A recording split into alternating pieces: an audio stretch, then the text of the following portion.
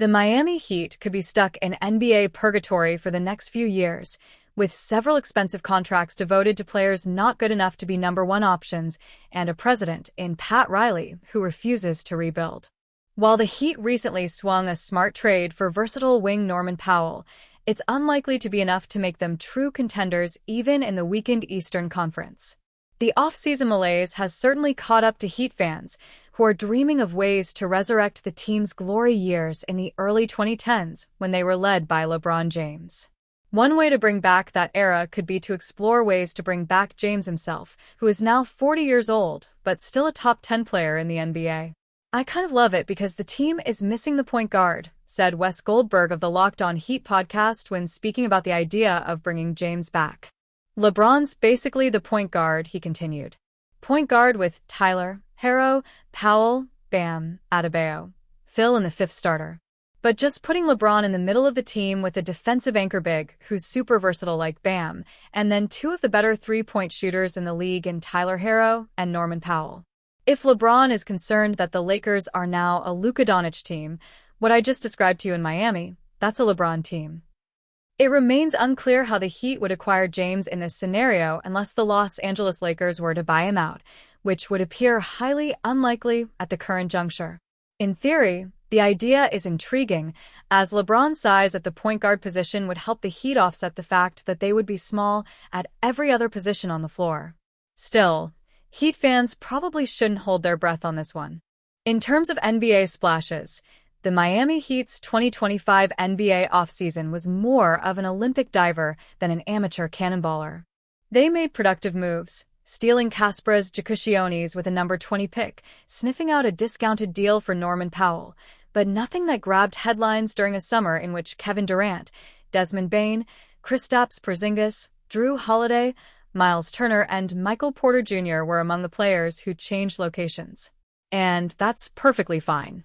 The Heat may feel they already have enough to make noise in the wide-open and injury-impacted Eastern Conference, while also maintaining the flexibility to make that seismic splash at a later date.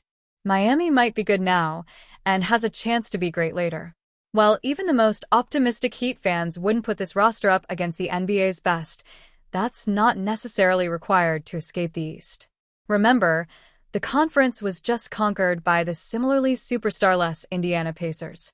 Oh, and those Pacers won't have franchise floor general next season, just like the cost-cutting Boston Celtics could be without Jason Tatum. The Milwaukee Bucks still have Giannis Antetokounmpo, but his star sidekicks are gone.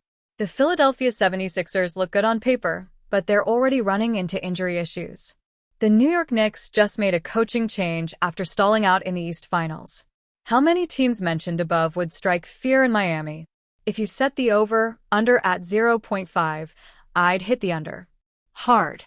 There's talent, sure, but the Heat have talent, too, plus the ultimate ace up their sleeve with head coach Erik Spoelstra. Assuming this developmental staff brings out the best in Miami's young players, the Heat might have more top-to-bottom talent now than they did when SPO twice conquered an Eastern Conference with better teams at the top, 2020 and 2023. There's no Jimmy Butler, obviously, but a starting five featuring Powell, Tyler Herro, Andrew Wiggins, Bam Adebayo, and Kel'el Ware could be every bit as good, if not better, than the quintet's SPO could trot out alongside Butler before. And that's just the short-term outlook. Widen the lens to glimpse farther into the future, and things look even brighter. These small, subtle, smart shifts undertaken this summer have done nothing to spoil the long-term plans. If the Heat don't extend Herro or Powell, their only non-rookie cap commitments for 2026 to 27 are made to Herro, Adebayo, Davion Mitchell, and possibly Andrew Wiggins, depending on what he does with his $30.2 million player option per Spotrac. Move ahead to 2027 to 28, and all that's left is the money owed to Adebayo and the rookie deals held by Ware and Jakushionis.